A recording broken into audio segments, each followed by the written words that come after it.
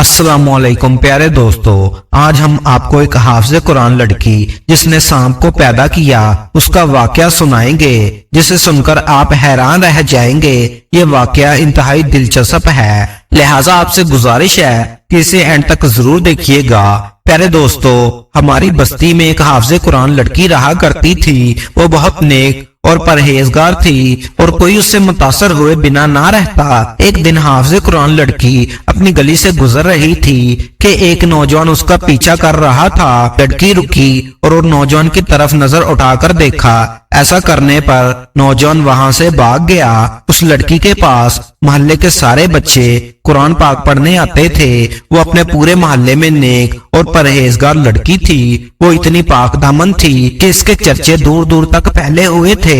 جب بھی اس سے کوئی ملنے آ جاتا یا وہ کہیں آتی جاتی تو حجاب کر لیتی، بنا حجاب کے۔ آج تک اسے کسی نے نہیں دیکھا تھا، اسی وجہ سے سارے گاؤں والے اس کی عزت کرتے تھے اور پرہیزگار سمجھتے تھے۔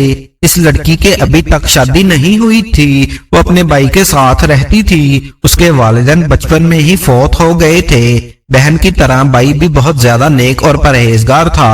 اس کا بھائی بھی اکثر تبلیغ کے سلسلے میں شہر سے باہر رہتا تھا۔ وہ لڑکی ہر وقت حجاب میں رہتی، دوپٹہ کبھی نہ اتارتی۔ ایک دن وہ لڑکی کسی کام کے سلسلے میں گھر سے باہر گئی۔ ایک گلی میں وہی نوجوان نے اس کا راستہ روک لیا اور اس کے ساتھ الٹی پلٹی باتیں کرنے لگا۔ اس بات پر حافظ قرآن لڑکی کو اس پر شدید غصہ آیا اور اس نے ایک زوردار تھپڑ اس نوجوان کے منہ پر دے مارا اور وہ وہاں سے چلی گئی۔ اس نوجوان کو بہت غصہ آیا اور نوجوان کہنے لگا، اس کی اتنی ہمت، اس نے میرے منہ پر تھپڑ مارا، اس کا بدلہ تو میں اس سے لے کر رہوں گا۔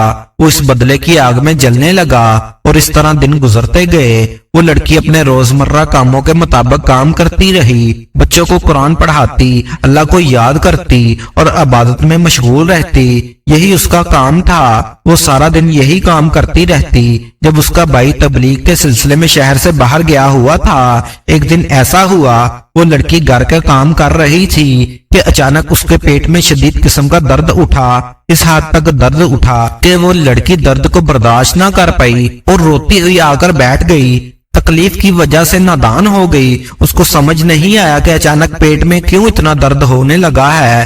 اسی وقت باہر کا دروازہ بجا اور قرآن پاک پڑھنے والے بچے آ گئے۔ وہ لڑکی کہتی ہے کہ آج میری طبیعت بہت خراب ہے، تم لوگ چلے جاؤ اور 2-3 دن کے بعد آنا، تب تک شاید میری طبیعت ٹھیک ہو جائے۔ لیکن یہ درد اس کی جان چھوڑنے والا نہ تھا۔ یہ تکلیف اسے روز روز ہونے لگی، جبکہ وہ نوجوان جس نے اس لڑکی کا پیچھا کیا تھا، اس کو لڑکی دیکھے ہوئے کافی دن ہو گئے تھے۔ آخرکار اس نوجوان نے قرآن پاک پڑھنے والے بچے سے پوچھ ہی لیا کہ وہ بچے بھی وہی کہتے کہ تمہاری باجی نظر نہیں آتی۔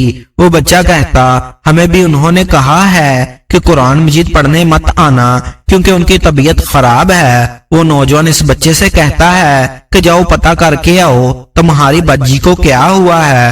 وہ بچہ اس کے پاس آیا۔ اس وقت وہ لڑکی سو رہی تھی۔ وہ لڑکی کہنے لگی، میری طبیعت خراب ہو رہی ہے، میرا پیٹ سوجتا ہی جا رہا ہے، تم لوگ ابھی کچھ دن چھٹیاں کرو، باقی بچوں کو بھی بتا دینا، جب میں ٹھیک ہو جاؤں گی تب میرے پاس قرآن مجید پڑھنے آ جانا۔ وہ طالب علم جب باہر آیا تو نوجوان کہتا ہے کیا ہوا؟ تو کہتا ہے باجی کا پیٹ سوج گیا ہے، پتہ نہیں وہ بہت تکلیف میں ہے۔ نوجوان نے جب یہ سنا تو اس نے بچے سے کہا، اچھا تم جاؤ۔ اس کے بعد نوجوان شیطانی ہنسی ہنسنے لگا۔ اس کے دل میں عجیب و غریب خیالات آنے لگے۔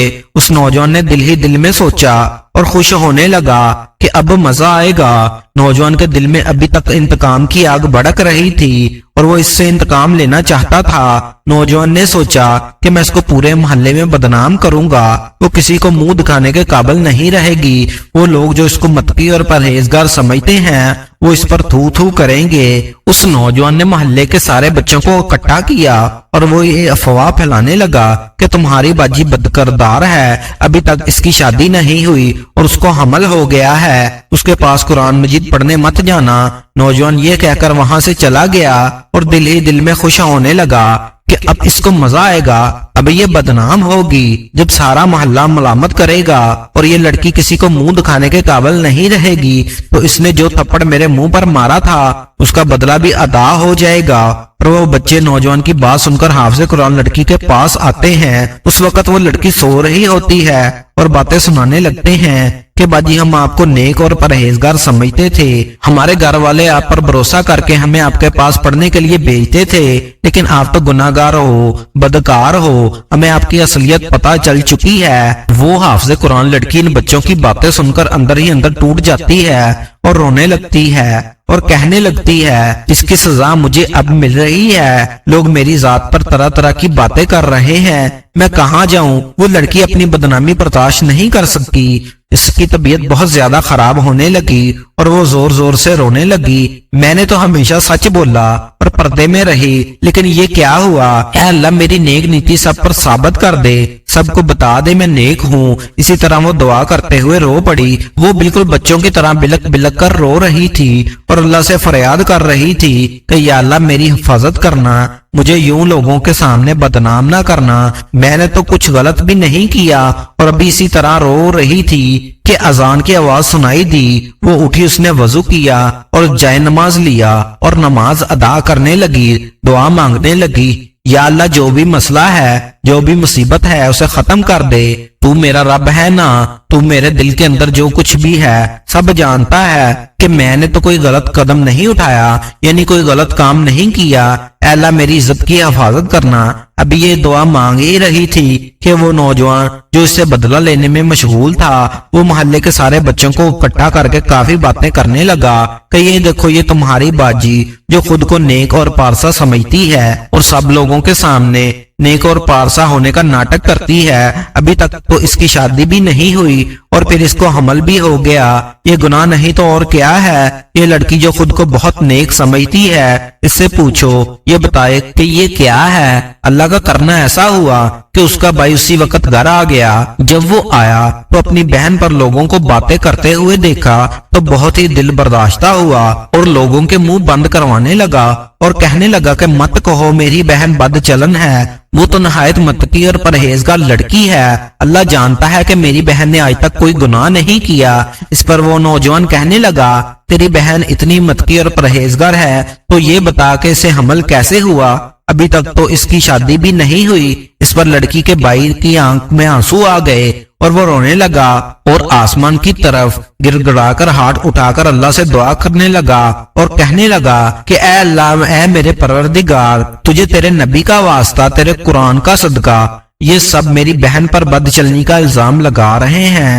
اے اللہ تو ثابت کر دے وہ نیک متقی اور پرہیزگار لڑکی ہے. لڑکی کا بھائی یہ دعا کر ہی رہا تھا کہ ایسا منظر رونما ہوا جسے دیکھ کر سب کی روحیں کانپ اٹھی. وہ سب لوگ توبہ توبہ کرنے لگے. انہوں نے دیکھا کہ وہ لڑکی جو حاملہ تھی اس کے منہ سے اچانک سانپ نکل کر باہر چلا گیا. اس لڑکی کا بھائی کہتا ہے کہ میری بہن نے کچھ ایسا کھایا ہوگا یا کچھ ایسا پیا ہوگا جس میں سانپ کا بچہ ہوگا. اب وہ بچہ بڑا ہو گیا جس کی وجہ سے میری بہن کا پیٹ سوج گیا تھا. اسی طرح اللہ تعالیٰ نے اس لڑکی کو پاک دامن ثابت کر دیا.